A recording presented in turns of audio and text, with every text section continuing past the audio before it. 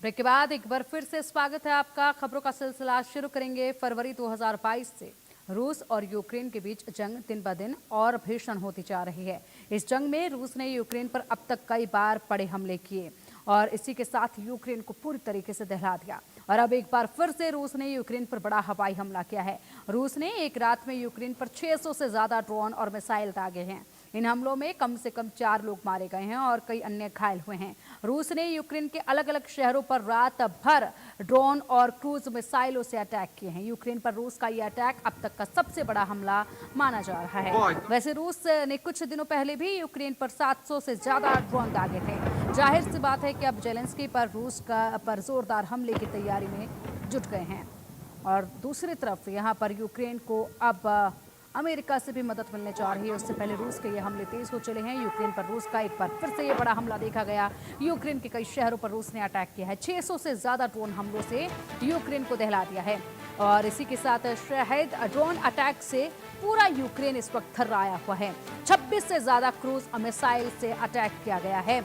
लगातार रूस के ये हमले अब यूक्रेन पर बढ़ते जा रहे हैं। बता दें कि यूक्रेन को बेहद जल्द अमेरिका से मदद मिलने वाली है, लेकिन उससे पहले रूस के ये हमले तेज होते जा रहे हैं और अब ऐसे में एक बार फिर से अब तक का बड़ा हमला जो माना जा रहा है, यानी कि कई दफा ऐसा रूस जो है यूक्रेन पर बड़े हमले कर चुका है, लेकिन इस वक्त हम देख पा रहे हैं कि एक बार फिर से ये बड़ा अटैक किया गया है। लगातार एक के बाद एक 600 ड्रोन दागे गए हैं यूक्रेन पर।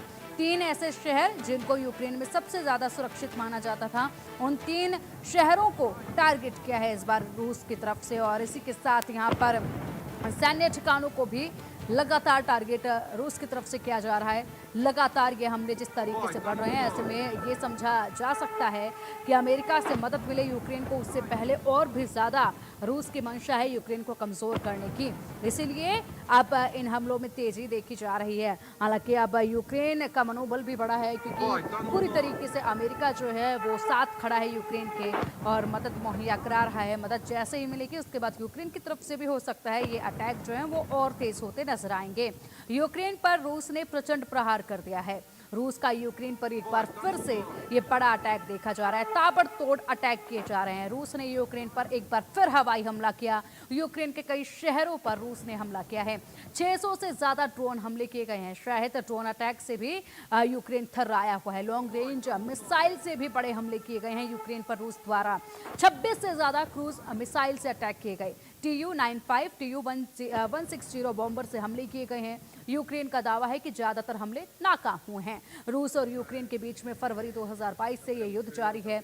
अब लगातार जो बड़े अटैक किए गए हैं, इसमें यूक्रेन कह रहा है कि ज्यादा नुकसान नहीं हुआ है, ज्यादातर हमले जो हैं वो नाकाम हुए हैं। हालांकि रूस की तरफ से कहा जा रहा है कि यूक्रेन को बड़ी क्षति पहुंचाई है। यूक्रेन में कहां पर रूस ने अटैक किए हैं ये आपको बताते हैं।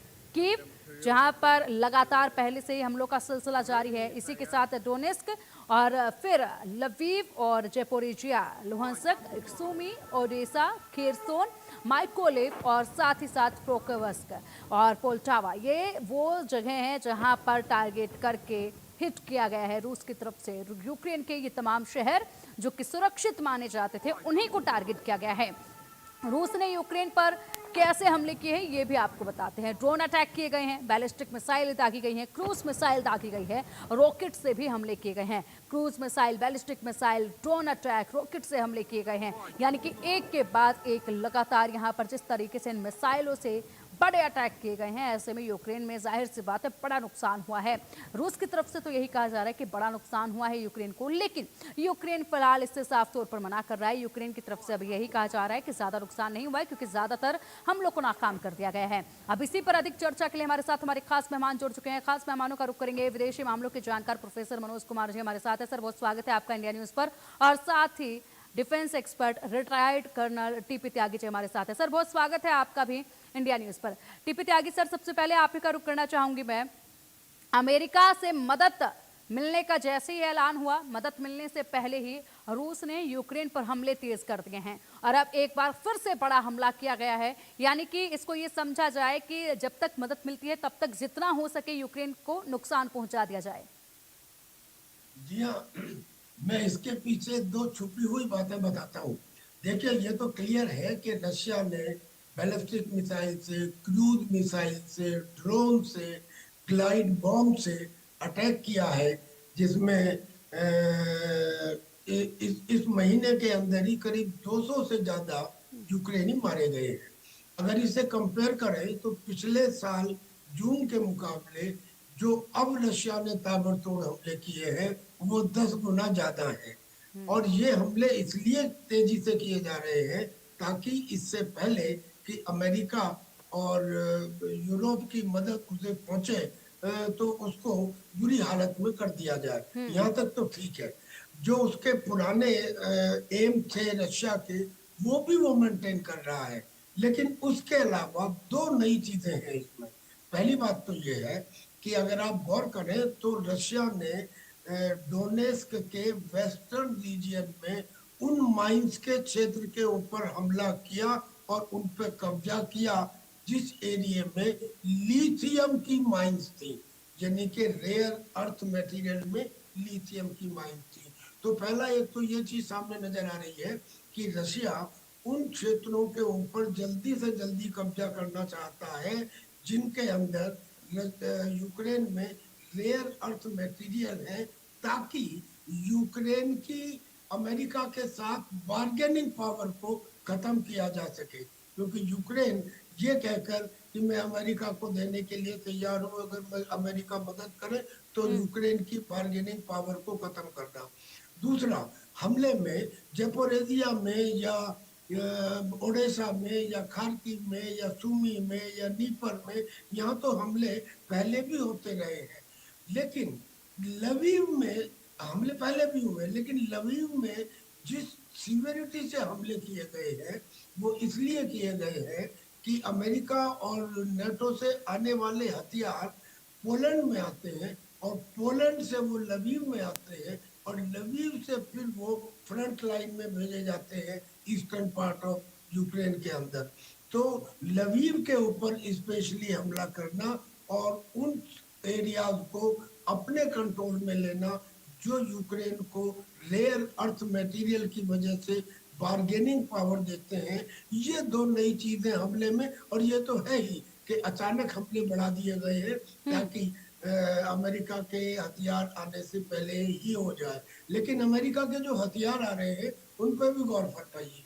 अमेरिका ने तो ये कहा कि हम आपको पैट्रियट मिसाइल देंगे, हम आपको ठीक है। हेल्प फायर मिसाइल देंगे, हम आपको प्रिसीशन गाइडेड आर्टिलरी देंगे वगैरह, लेकिन हम आपको नहीं ठीक है। देंगे। हम ये नेटो को देंगे।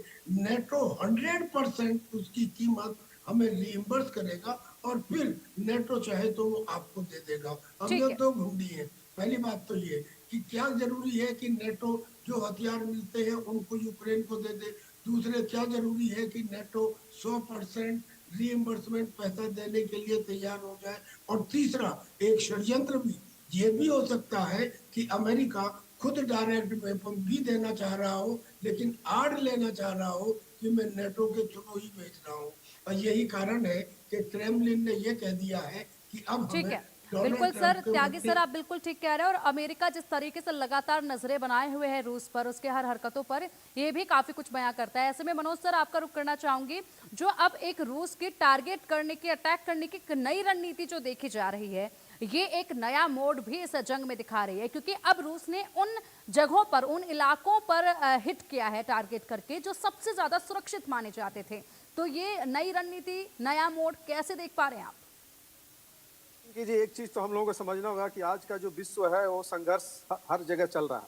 चाहे आप साउथ एशिया देख लीजिए, मिडिल ईस्ट देख लीजिए, यूरोप देख लीजिए, ये हर पूरा वर्ल्ड कहीं ना कहीं रीजनल कन्फ्लिक्ट से जूझ रहा है। अब रही बात उसमें जिस तरीके से रसिया यूक्रेन पे जो अटैक कर रहा है, ये 3 साल होने जा रहा है और इस 3 साल में आप देख सकते हैं कि किस तरीके से वो उसका जो स्ट्रेटेजी है वो बहुत ही डिफरेंट है। आज जब से बाइडेन आए तब से उन्होंने बोला, बाइडेन के समय में जिस तरीके की नीति थी और उस नीति को ट्रंप ने आते ही बदला, लेकिन आज तक सीज फायर नहीं हो पाया। और आप देख लीजिए जिस प्रकार से इजराइल और जो ईरान की जो लड़ाई थी उसमें जो भी उसके ड्रोन थे वो सब अमेरिका ने मंगा लिए और आज बड़ी ही बुरी स्थिति में यूक्रेन जूझ रहा है। जेलेंस्की इस चीज को समझ नहीं पा रहे हैं। और आप देखिए अभी आपने जिस तरीके से अपने पिक्चर्स फुटेज में दिखाया कि वहाँ के जितने नेचुरल रिसोर्सेज जो मिनरल्स है उस पर रसिया अटैक कर रहा है, क्योंकि हम सब जानते हैं कि आज यूरोप का जो विंडो है वो यूक्रेन है और यूक्रेन के माध्यम से ही पूरा यूरोप उसको कंट्रोल करता है, चाहे किसी भी लेवल पे, चाहे अर्थव्यवस्था हो या स्ट्रेटेजिकल पार्ट हो। अब आज जिस तरीके से रसिया पुतिन जिस तरीके से अटैक कर रहे हैं, वो उसके जितने नेचुरल रिसोर्सेज हैं उसको डिस्ट्रॉय कर रहे हैं, क्योंकि जो उसका बार्गेनिंग कैपेसिटी है,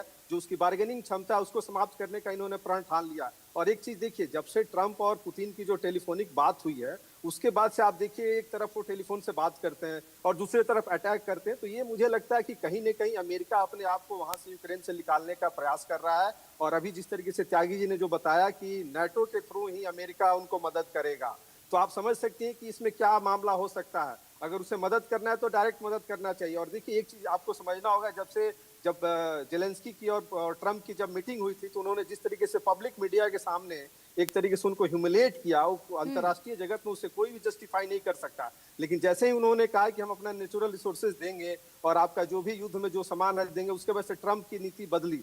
लेकिन अभी जिस तरीके की जो घटनाएं घट रही है, मुझे लगता है कि आने वाले समय में पुतिन का आक्रमण और तेज होगा और एक तरीके से बिल्कुल ही बीच की स्थिति में फंस चुका है यूक्रेन। और यूक्रेन का जो जगह, देखिए एक चीज समझना होगा कि जो भी जगह एरिया कैप्चर कर रहा है रसिया, वो धीरे धीरे कब्जा करते जा रहा है। पहले क्या होता था कि बाद में जब कंप्रोमाइज होता था उसको छोड़ देता था, लेकिन अभी की जो नीति है पुतिन ने बिल्कुल चेंज कर दिया। और अभी जिस तरीके से अमेरिका अभी साइलेंट है, मुझे लगता है कि अगर आने वाले 2-3 दिनों में अमेरिका डायरेक्ट रूप से अगर इस बैटल फील्ड में नहीं उतरता है, तो मुझे लगता है कि यूक्रेन की जो स्थिति है एक तरीके से पूरा रसिया के हाथ में आ जाएगा। और पुतिन वो जो सर्वाइवल फॉर द फिटेस्ट की जो ठीक है। कंसेप्ट है, उसी के आधार पे आगे बढ़ रहा है। जी पिंकी जी। बिल्कुल बिल्कुल, लेकिन फिलहाल बहुत कुछ अलग इसमें नजर आ रहा है। मल्टी नेशन वॉर अब ये बनती नजर आ रही है और ऐसे में बहुत कुछ ऐसी रणनीतियां हैं जो इस वक्त काम कर रही हैं, उनके पीछे की बड़ी वजह हैं और उन पर भी हम नजर डालेंगे। लेकिन फिलहाल एक बड़ी जानकारी सामने आ रही है सर, उसका रुख कर लेते हैं, उसके बाद आएंगे आपके पास।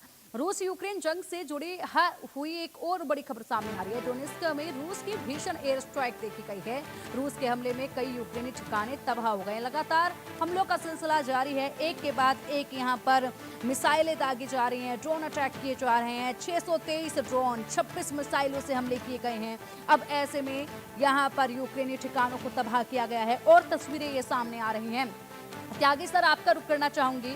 फिलहाल जिस तरीके से हम देख पा रहे हैं कि यहाँ पर एक बयान ताजा सामने आया था, उस बयान में यहाँ पर फ्रांस का कहना है कि रूस के लिए इस वक्त मुख्य दुश्मन हम नजर आ रहे हैं। और फ्रांस की तरफ से ये बयान दिए जाने के बाद ये मदद करना यूक्रेन का, उसके बाद ये बयान देना बेहद कुछ कहता है। ये कैसे देख रहे हैं आप इसको? देखिए, फ्रांस का कहना भी सही है, ब्रिटेन का कहना भी सही है, क्योंकि ब्रिटेन ने और फ्रांस ने और जर्मनी ने, इन तीनों ने ही सबसे ज्यादा उकसाया है यूक्रेन को। एक टाइम जब फरवरी 2022 में ये अटैक शुरू किया गया था, तो उसके कुछ ही दिनों बाद यूक्रेन टेबल के ऊपर आ गया था और वो तैयार थे समझौता करने के लिए। लेकिन उस समय जो उनको पंप किया गया, जो हवा दी गई, जो उनको सपोर्ट किया गया, वो इन कंट्रीज के द्वारा और अमेरिका के द्वारा था उन समय टाइम में जो भिड़न थे। तो फ्रांस का ये कहना बिल्कुल नेचुरल है कि हम उसके डायरेक्ट एनिमी है, क्योंकि फ्रांस ने ही ये धमकी दी थी कि हम पूरे यूरोपियन यूनियन को, यूरोपियन देशों को न्यूक्लियर अम्ब्रेला देंगे। हमारे जो न्यूक्लियर बम्स हैं उसको हम इस तरह से रखेंगे कि वो पूरे यूरोपियन यूनियन के लिए एक अम्ब्रेला का काम करे। बाद में इन्होंने न्यूक्लियर पावर को डेवलप करने के लिए फ्रांस ने ब्रिटेन से हाथ में मिलाया। ये तो एक बात हो गई कि हाँ ये है। मैं एक बात और कहना चाह रहा हूँ, अगर टर्मिनल जो पेशेंट जो कैंसर का है और जब वो लास्ट स्टेज में हो, तो उसे चाहे आप सोने की गोली दे दीजिए, उसके ऊपर कोई फर्क नहीं पड़ेगा। कितनी भी बेहतरीन उसकी चिकित्सा कर लीजिए, उसको 1, 2, 4, 10 रोज और जी लेगा, मगर खत्म हो जाएगा। जो रेजिलियंस पावर यूक्रेन की फरवरी 2022 में थी, वो आज नहीं है। उसके ट्रूप खत्म हो चुके हैं, उसके एयरफील्ड खत्म हो चुके हैं, करीब करीब एनर्जी के ठिकाने खत्म हो चुके हैं, इंफ्रास्ट्रक्चर खत्म हो चुका है। ऐसी स्थिति में अब उसके पास अटैक को एब्जॉर्ब करने की या झेलने की शक्ति बहुत कम हो गई है। मगर ऐसा बहुत नुकसान होने के बाद भी रूस के साथ नहीं हुआ है, because Russia has got very big absorbing power.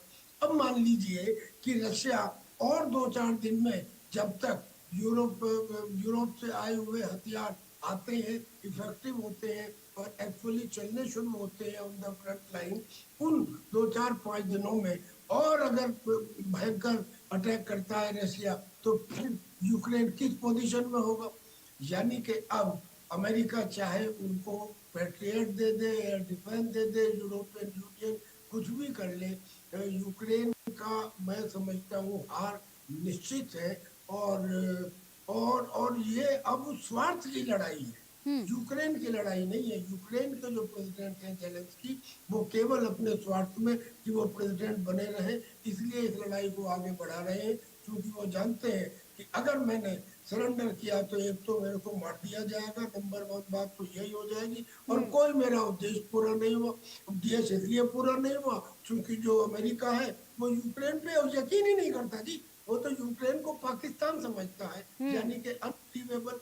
अगर यकीन करता रहा होता तो पिछले 15 सालों से यूक्रेन चिल्ला रहा है, 10 सालों से और कि मुझे त्यागी नेटो सर, में शामिल शामिल कर लो, लेकिन नहीं किया। स्वीडन को और फिनलैंड को कर लिया, यूक्रेन बिल्कुल। को और नहीं किया। त्यागी सर, सबसे बड़ी बात यह कि डोनाल्ड ट्रंप पर विश्वास कर पाना बड़ा मुश्किल है, क्योंकि वो कब पलट जाए इसका कोई भी अंदाजा लगाना मुमकिन नहीं है। क्योंकि यहाँ पर यूक्रेन को इस चीज का ख्याल रखना चाहिए। यूक्रेन को अगर लग रहा है कि आज मदद दी जा रही है तो कल वो मदद के हाथ पीछे भी खींचे जा सकते हैं। इससे पहले भी ऐसे बयान सामने आ चुके हैं, तो इसको भी जहन में यूक्रेन को रखना होगा। दूसरी तरफ अगर बिल्कुल हम ठीक बात कह करें रही तो है। रूस को जिस तरीके से समर्थन मिल रहा है उत्तर कोरिया का, ये एक मजबूत सपोर्ट मिल रहा है रूस को, लगातार मदद वहां से आ रही है। ऐसे में मनोज सर, सवाल आपसे है कि उत्तर कोरिया ये चीन की छावा में कोई समर्थन दे रहा है या फिर किम जोंग की खुद की ये रणनीति नजर आ रही है? नहीं, देखिए पिंकी जी, एक चीज तो हम लोगों को समझना होगा कि आज जितने भी वर्ल्ड के जो भी नेशन हैं, सबका अपना नेशनल इंटरेस्ट और नेशनल सिक्योरिटी सबसे ऊपर है। और जिस प्रकार से रसिया का जो अप्रोच रहा है, और ऑब्वियस है कि जिस प्रकार से आप कोरिया की जो बात कर रही हैं, नॉर्थ कोरिया की, तो आप देखिए एक चीज समझिए कि नॉर्थ कोरिया हमेशा से अमेरिका का एंटी रहा है, और हाँ। अमेरिका ने हमेशा उसको एक तरीके से परेशान करने का हर लेवल में प्रयास किया है। चाइना की भूमिका को भी आप देख सकती हैं। अब रही बात रसिया को, पता है कि आज के डेट में अमेरिका जिस तरीके से बिल्कुल एक अपने आप को यूक्रेन वार से अपने आप को एग्जिट कर रहा है, और उसमें रसिया जिस तरीके से अटैक कर रहा है, क्योंकि मुझे लगता है कि इस तरीके के सेकेंड वर्ल्ड वार के बाद से अगर आप देख लीजिए तो ऐसा कोई पहला युद्ध होगा जो इतने लंबे समय से 3 साल पूरा होने जा रहा है, और एक स्ट्रेटेजी का पार्ट है। पुतिन ने इस बार एक मतलब अंतर्राष्ट्रीय लेवल पे जो स्ट्रेटेजी के रूप से उन्होंने धीरे धीरे जिस तरीके से यूक्रेन पे लड़ाई किया और जिस तरीके से उसको लंबा खींचा, आज नतीजा उसी का परिणाम है कि आज यूक्रेन बिल्कुल अलग थलग पड़ते जा रहा है, और धीरे धीरे चाहे यूरोपियन कंट्रीज हो या अमेरिका उससे दूर होते जा रहे हैं। क्योंकि देखिए एक चीज आपको समझना होगा कि कोई भी देश हो या कोई भी समाज हो, युद्ध से किसी का ना विकास हो सकता है ना शांति आ सकती है। और आज के इस टेक्नोलॉजिकल और खास करके अर्थव्यवस्था में जहाँ पे ग्लोबलाइजेशन का इम्पैक्ट है, उसमें यूक्रेन दूसरे के कंधे पे चढ़ के युद्ध करने की जो बात रसिया से करने का सोचा, वो उसकी बहुत बड़ी भूल थी, और आज उसी भूल का नतीजा जेलेंस्की के सामने दिख रहा है। और देखिए एक चीज आप समझिए, चाइना भी एक तरीके से कहीं ना कहीं रसिया के साथ खड़ा है, और भारत ने जिस प्रकार से अंतर्राष्ट्रीय जगत में एक नॉन अलाइनमेंट को ध्यान में रखते हुए रसिया के साथ भी खड़ा हुआ, अमेरिका के साथ भी उसके बिजनेस अलाइनमेंट है, चाइना के साथ भी है, तो मुझे लगता है कि एक तरीके से देखिए तो इसमें पूरी तरीके से अमेरिका एक्सपोज हुआ है, यूरोपियन कंट्रीज एक्सपोज हुए हैं, और अभी और ये जो अटैक है ये मुझे लगता है कि आने वाले समय में और तेज होगा रसिया की बिल्कुल तरफ से, मनोज क्योंकि सर। और ऐसे में मल्टीनेशन वॉर, जैसा कि हम पहले ही कह रहे हैं कि इसी तरीके से मदद मिलती रहेगी, इसी तरीके से हमले तेज होते रहेंगे। 3 साल बीत चुके हैं, अगले 3 साल भी यूं ही बीत जाएंगे, ये कहना कुछ गलत नहीं होगा जिस तरीके के हालात बने हुए हैं। फिलहाल एक बड़ी जानकारी सामने आ रही है, उसका रुख कर लेते हैं, उसके बाद आएंगे आपके पास। रूस के खिलाफ बड़े एक्शन की तैयारी में है अब ट्रंप, बड़ा फैसला लेंगे। अगले 24 घंटे में बड़ा ऐलान संभव बताया जा रहा है। रूस पर कड़े प्रतिबंध की तैयारी की जा रही है। रूस पर प्रतिबंध के लिए अमेरिकी संसद में विधेयक रखा जाएगा। आप देखिए यहाँ पर डोनाल्ड ट्रंप रूस को लेकर बड़ा फैसला ले सकते हैं, बड़ा ऐलान कर सकते हैं, कुछ प्रतिबंध जो हैं वो लगाए जा सकते हैं। त्यागी सर, किस तरह के प्रतिबंध ये हो सकते हैं? क्या फैसला, क्या ऐलान किया जा सकता है? देखिए, ये शेख चिल्ली वाली चीजें लगती है मुझे जब इनके स्टेटमेंट आते हैं। डोनाल्ड ट्रंप ने कहा कि हम हर उस देश के ऊपर 500% टैरिफ लगा देंगे जो रशिया से तेल खरीदेगा। ये लगाएंगे हिंदुस्तान के ऊपर। हिंदुस्तान ने जब S-400 उनके कहने के खिलाफ रशिया से खरीदा, ये मसलते रह गए, हाथ मगर कर नहीं पाए, क्योंकि इन्हें मालूम है कि जो ग्लोबल डायनेमिक्स है, उस ग्लोबल डायनेमिक्स में कुछ देश ऐसे हैं कि जिनको ये जो उनके लिए कुआं या खाई जैसे हैं, छोड़ भी नहीं सकते और रख भी नहीं सकते। तो उनका जो ये पहला है कि साहब हम और सैंक्शंस लगा देंगे। इसका मीनिंग ये मुझे फ्रूटफुल नजर नहीं आता। कारण कि इससे पहले जो इन्होंने सैंक्शंस लगाए थे उसका नतीजा क्या हुआ? उसका नतीजा ये हुआ कि खुद वेस्टर्न कंट्रीज की इकोनॉमी गिर गई और रशिया की इकोनॉमी बढ़ गई।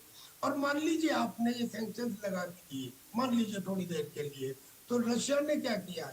रशिया ने शेडो कंटेनर्स बनाए हैं। आपने सुन देखा होगा कि बाल्टिक सी के अंदर जो पूरी लड़ाई चल रही थी वो उन शेडो कंटेनर्स की थी, जिनके नीचे जो एंकर्स थे वो खुले छोड़ दिए जाते थे, ताकि बाल्टिक सी में जो एयर जो लाइन्स है, पावर की है, कम्युनिकेशन की है, तेल की है, वो लाइन कटती चली जाए जो यूरोपियन कंट्रीज ने बिछाई हुई है, और उनसे व्यापार होता रहा। अब अगर हुआ तो अब भी उनसे व्यापार हो जाएगा। पहली बात तो ये कि ये जो इनका टैरिफ वाला इशू है, अगर ये एग्जीक्यूट भी हुआ और ऑर्डर भी किया गया तो ये इनवैलिड साबित होगा, because of very many reasons, and one of the biggest reason is India. Second, अगर ये कहते हैं कि साहब हम तो अब हमने वेपन देंगे, जब से ट्रंप आए हैं पहली बार इस तरह के वेपन देने का उन्होंने कहा है, लेकिन वो जो वेपन है वो डायरेक्ट नहीं दे रहे हैं। वो कह रहे हैं कि हम तो इसको नेटो को देंगे, और जो नेटो है वहां पे भी थोड़े बहुत बुद्धिमान लोग हैं, जिनमें हंगरी भी है और स्लोवाकिया भी है। वो ये कह रहे हैं कि भाई मरते हुए आदमी को जब दिखाई दे रहा है कि वो मर रहा है तो उसे कोई चीज देना बेकार है। यानी कि बिल्कुल ठीक कह रहे हैं सर ऐसी आप। और शायद हो सकता है कि जिस तरीके से आप बता रहे हैं कोई ऐसा ऐलान जो है वो यूक्रेन की तरफ ही हो जाए, इसके लिए भी कोई इस वक्त हम लोग अंदाजा लगा नहीं सकते हैं, क्योंकि डोनाल्ड ट्रंप है वो। मनोज सर, क्या कहेंगे आप? किस तरह के प्रतिबंध आप देख रहे हैं? किस तरह का बड़ा ऐलान जो है वो हो सकता है? जल्दी से बताइएगा, क्योंकि एक महत्वपूर्ण सवाल है जो आप दोनों से ही करना है मुझे, और समय की बहुत पाबंदी है। जी जी पिंकी जी, देखिए एक चीज समझिए, डोनाल्ड ट्रंप जो है एक बिजनेसमैन है, और एक बिजनेसमैन हमेशा अपने बिजनेस को ध्यान में रख के ही डिसीजन लेता है। आप देख सकती हैं इजराइल और ईरान के कन्फ्लिक्ट में भी उनकी नीति थी कि हम युद्ध में नहीं जाएंगे, और आखिरी समय में उन्हें युद्ध में जाना पड़ा।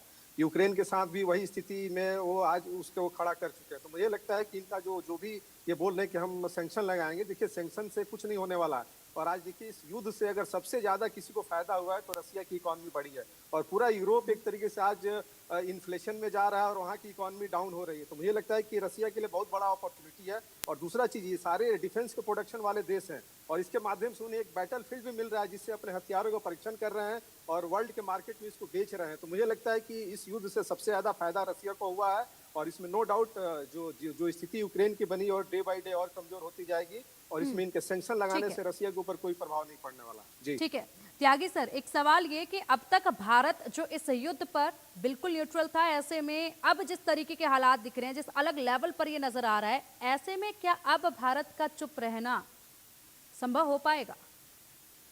भारत के लिए चुप रहना इस समय मजबूरी हो सकती है।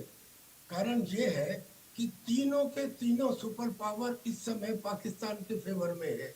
जो चाइना है वो तो ऑपरेशन सिंदूर के बाद में HQ9 और PL-15 और J-17 के खत्म होने के बाद भी नए हथियार उसको दे रहा है।